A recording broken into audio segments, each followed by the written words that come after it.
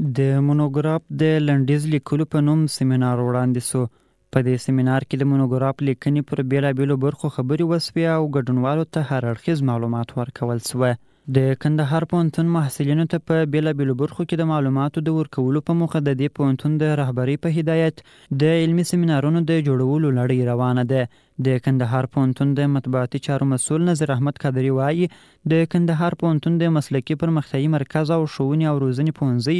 د څېړنو او نشراتو کمیټې د ګډ پلان پر اساس د کندهار پوهنتون د ښوونې او روزنې پوهنځي د پښتو ژبې او ادبیاتو څانګې استاد پوهندوی عطاالله محمدي د همدې مرکز د غونډو په تالار کښې د مونوګراف لنډیز څنګه ولیکو په نوم سیمینار وړاندې کړ چې پر مهال یې د دې پوهنتون د 4 ټولګیو د محصلانو ترڅنګ د کښته ټولګیو محصلان هم حاضر وو. د کندهار پوهنتون د مسلکي پرمختیايي مرکز او ښوونې او روزنې پوهنځي د څېړنو او نشراتو کمیټې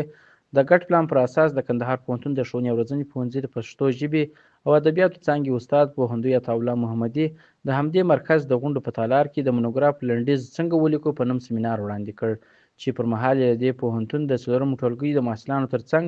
د کښته ټولګیو محصلان هم حاضر ول. ښاغلي قادري زیاتوي د سیمینار په پیل کې د مونوګراف پر تعریف، ارزښت او ښکلي جوړښت لنډې خبرې وسوې او وروسته پر اصلي موضوع د مونوګراف پر لنډیز د هغه پر برخو، کلیدي ټکو او نورو اړوندو سرلیکو په اړه معلومات وړاندې سوه. د وړاندې سوو سرلیکو په اړه بیلابیلې نمونې وړاندې سوې او د ګډونوالو پوښتنو ته هر اړخیز جوابونه وویل سوه. د سیمینار په پیل کې د مونوګراف پر تعریف، ارزښت او شکلي جوړښت لنډې خبرې وسوې او وروسته پر اصلي موضوع د مونوګراف پر لنډیز د هغه پر برخو، کلیدي ټکو او نور اړوندو سرلیکو په اړه معلومات وړاندې شول. وروسته سیمینار په دعا سره پای ته ورسېدی.